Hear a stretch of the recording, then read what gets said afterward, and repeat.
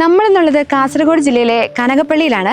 ഇവിടെയാണ് ലോക പ്രശസ്ത അക്യുപഞ്ചർ ചികിത്സകനായ ഡോക്ടർ സജീവ് മറ്റത്തിലിന്റെ മറ്റത്തിൽ അക്യുപഞ്ചർ ക്ലിനിക് ഉള്ളത്. അപ്പോൾ നമുക്കിന്ന് ഡോക്ടറെ കാണാം, വിശേഷങ്ങൾ സംസാരിക്കാം.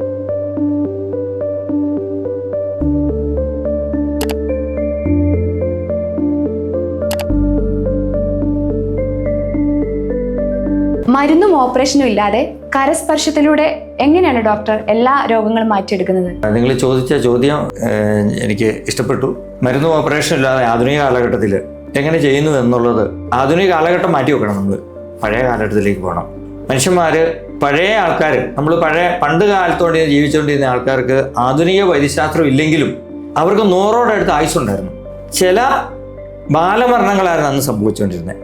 പ്രായമുള്ളവർക്ക് നല്ലോണം ആയുസ് കിട്ടിയിട്ടുണ്ട്. എന്താ അതിൻ്റെ കാരണം? നമ്മൾ പുതുമയിൽ നിന്ന് ഉപേക്ഷിച്ച് പഴമയിലേക്ക് പോവുക.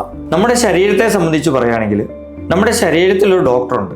നമ്മുടെ ശരീരം ഒരു മിഷനറി ആയിട്ട് നമ്മൾ കാണുക.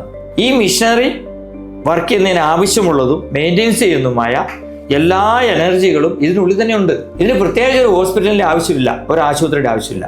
ഈ എനർജി ബ്ലോക്കുകൾ നമ്മുടെ ശരീരത്തിലുണ്ട്. എനർജി എന്ന് പറഞ്ഞാൽ രക്തത്തോട് കൂട്ടത്തിൽ തന്നെ ശരീരത്തിൽ പോകുന്ന ഒരു എനർജി ഉണ്ട്, ജീവന്റെ എനർജി.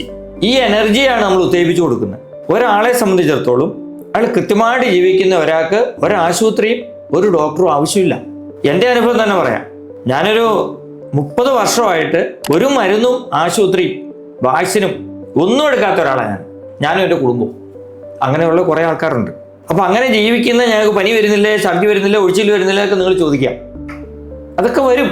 അതൊക്കെ വന്നാലും അത് ശരീരത്തിൻ്റെ ആവശ്യമായിട്ട് കണക്കുകൂട്ടി അതനുസരിച്ച് ജീവിക്കുമ്പോൾ കറക്റ്റായിട്ട് വരും. ജീവിതശൈലിയായ രോഗങ്ങൾ എന്നാണ് ആധുനിക വൈദ്യശാസ്ത്രം പറയുന്നത്. അതുപോലെ തന്നെ ജീവിതശൈലിയിൽ ഉണ്ടാകുന്ന മാറ്റങ്ങൾ നമ്മുടെ ജീവിതശൈലി കറക്റ്റായിട്ട് പാലിച്ചു കഴിഞ്ഞാൽ ഇത്തരം ഒരു ബുദ്ധിമുട്ടുകളും നമുക്കുണ്ടാകുകയില്ല എന്നുള്ളതാണ് എനിക്ക് സാക്ഷ്യപ്പെടുത്താനുള്ളത്. ഡോക്ടർ, അതുപോലെ തന്നെ ഈ ഒരു ആധുനിക കാലഘട്ടത്തിൽ മരുന്നുകളില്ലാതെ പൂർണ്ണ ആരോഗ്യത്തോടുകൂടി നമുക്ക് എങ്ങനെ ജീവിക്കാൻ പറ്റും? ഈ ആധുനിക കാലഘട്ടത്തിൽ നമ്മൾ ചിന്തിച്ചു നോക്കിയേ, ഇന്ന് രോഗികളുടെ എണ്ണം കൂടുന്നു. ഏത് ആശുപത്രിയിൽ ചെന്നാലും ടോക്കൺ പോലും കിട്ടാനില്ല. രോഗിയുടെ എണ്ണം കൂടുന്നു, ആശുപത്രിയുടെ എണ്ണം കൂടുന്നു. ആശുപത്രികൾ ഇന്ന് വിദേശ കമ്പനികൾ ഏറ്റെടുത്തുകൊണ്ടിരിക്കുക കേരളത്തിലേക്കുള്ള ഈ രോഗിയുടെ ഒഴുക്ക് കാരണം. അതുപോലെ തന്നെ ഡോക്ടർമാർ, സ്പെഷ്യലിസ്റ്റുകൾ, എത്രമാത്രം സ്പെഷ്യലിസ്റ്റുകളുണ്ട്. ഏതെല്ലാം അവയവത്തിനാണ് സ്പെഷ്യലിസ്റ്റുകൾ. എന്നിട്ട് രോഗിയുടെ എണ്ണം കുറയുന്നില്ലല്ലോ. എന്താ കാരണം?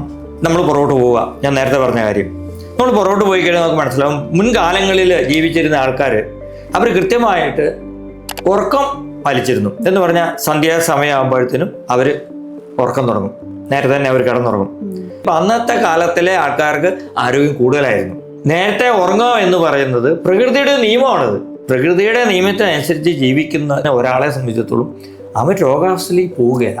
ഉറക്കം നമ്മളെ സംബന്ധിച്ച് നമ്മൾ പറയുന്നത് നേരത്തെ ഒരു 8 മണി 8:30 9 മാക്സിമം ഉറങ്ങിക്കഴിഞ്ഞാൽ 3 മണി വരെയുള്ള ഉറക്കമാണ് നിർബന്ധമായിട്ട് നിങ്ങൾ പറയുന്നത്. പ്രകൃതി സുഖമാക്കുന്ന ഒരു സമയമാണത്. നമ്മളിപ്പോൾ ഡൽഹിയിലോ ഒക്കെ പോയി കഴിഞ്ഞാൽ നമുക്ക് മനസ്സിലാക്കാൻ പറ്റും, കാണാൻ പറ്റും. നമുക്ക് പൊടിപടലുകൾ കൊണ്ട് നിറഞ്ഞിരിക്കും ഈ സമയങ്ങളിൽ.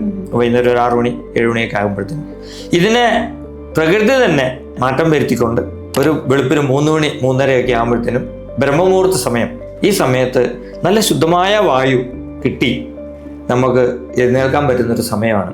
അപ്പോൾ നമ്മളിത് ഉറങ്ങിയെങ്കിൽ മാത്രമേ നമ്മുടെ ശരീരത്തിലും ഇതേപോലെ വർക്ക് ചെയ്യുന്ന അവയവങ്ങളുണ്ട്. ആ പ്രകൃതിയെ സുഖമാക്കിയ അല്ലെങ്കിൽ നന്നാക്കിയ അതേ പഞ്ചഭൂതം തന്നെ നമ്മുടെ ശരീരത്തിലുമുണ്ട്. അപ്പം നമ്മൾ കൃത്യമായിട്ട് റെസ്റ്റ് എടുത്താൽ ഈ ശരീരം തന്നെ നമ്മളെ എല്ലാ ദിവസവും നമ്മുടെ ശരീരം ഉണ്ടാകുന്ന വേസ്റ്റുകളിനെ പുറത്ത് കളഞ്ഞുകൊണ്ടിരിക്കും.